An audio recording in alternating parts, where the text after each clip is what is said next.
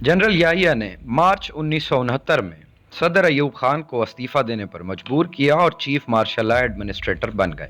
General Yahya एक ही वक्त में सदर, चीफ ऑफ आर्मी स्टाफ और चीफ मार्शल एडमिनिस्ट्रेटर थे।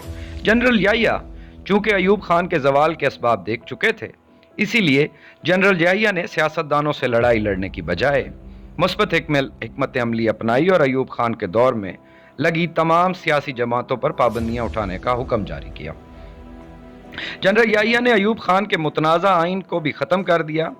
जनरल याहिया ने दिसंबर 1970 में सदारती इंतखाबात कराए, जो कि आज तक होने वाले तमाम इंतखाबात में से शफाफ तरीन इंतखाबात माने जाते हैं। मगर इन शफाफ इंतखाबात का नतीजा बहुत ही खौफनाक निकला। इन इंतखाबात में बंगाल के शेख मुजीब ने ईस्ट पाकिस्तान में क्लीन स्वीप किया और 160 नशिस्तें जीतीं। मगर शेख मुजीब की पार्टी वेस्ट पाकिस्तान में कोई भी सीट जीतने में कामयाब ना हुई। इधर जुल्फ़िकार अली भुट्टो ने मगरबी पाकिस्तान में 81 नशिस्तें जीती, मगर मशरक़ी पाकिस्तान में भुट्टो को कोई सीट ना मिली। पाकिस्तान वाज़े तौर पर दो हिस्सों में बढ़ चुका था।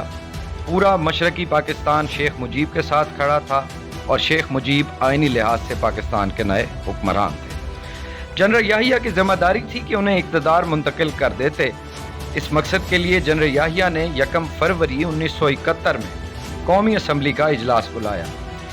ढाका में इस इजलास को तलब किया गया, मगर जुल्फ़िकार अली भुट्टो ने इस इजलास का बायकॉट कर दिया और अपने मुंतखब नुमाइंदों को धमकी भी दी कि अगर कोई इजलास में ढाका गया तो वो उनकी टांगें तोड़ दें। भुट्टो को शेख मुजीब के 6 नुकात पर एतराज़ था।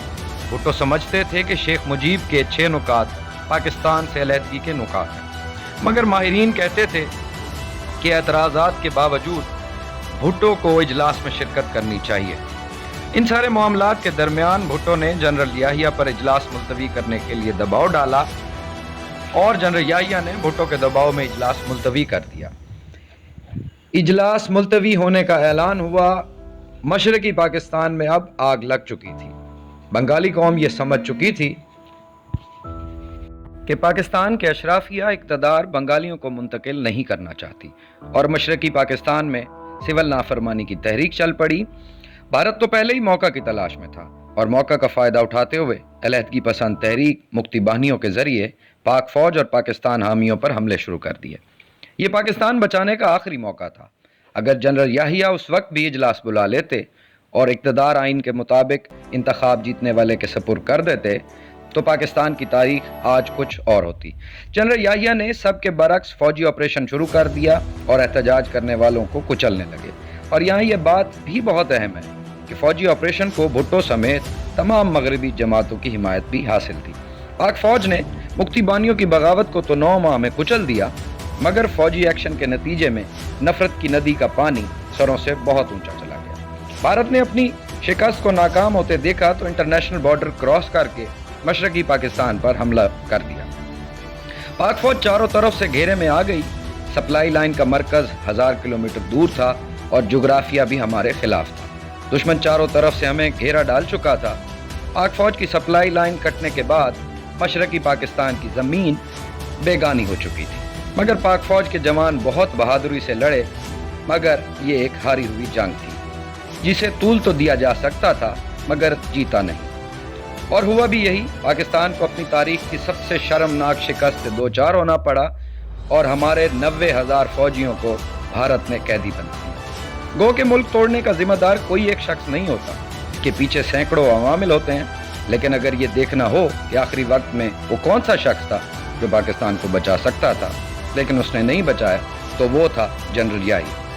जनरल याहिया की जिम्मेदारी थी कि आइन के मुताबिक इक़्तिदार ज़्यादा सीटें जीतने वाले के हवाले करते, मगर जनरल याहिया ने ऐसा ना किया। साने मशरक़ी पाकिस्तान के साथ जनरल याहिया के इक़्तिदार का सूरज भी गरूब हो गया। जनरल याहिया ने जुल्फ़िकार अली भुट्टो को एक कागज़ की तहरीर के साथ इक़्तिदार मुंतकिल किया। भुट्टो ने दस्तूर साज असम्बली के सरबराह और चीफ मार्शल एडमिनिस्ट्रेटर बने।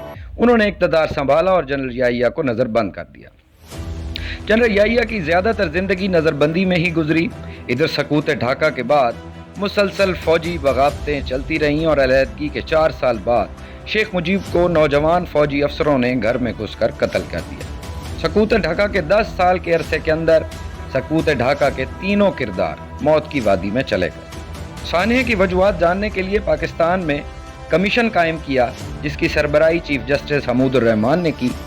इसने सकूत ढाका पर तफसीली रिपोर्ट तैयार की और सकूत के जिम्मेदारों का तयन किया और उसके अवामिल भी लिखे गए।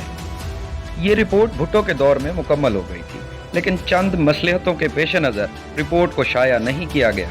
भारत तो उसके कुछ हिस्से शाया करता रहा, मगर पाकिस्तान में इसे कभी शाया नहीं किया गया। ये थे चंद हकायक और अवामिल जिसकी वजह से सकूत ढाका हुआ। मैं उम्मीद करता हूँ सकूत ढाका के बारे में काफ़ी सवालों के जवाब आपको इस वीडियो में मिले होंगे।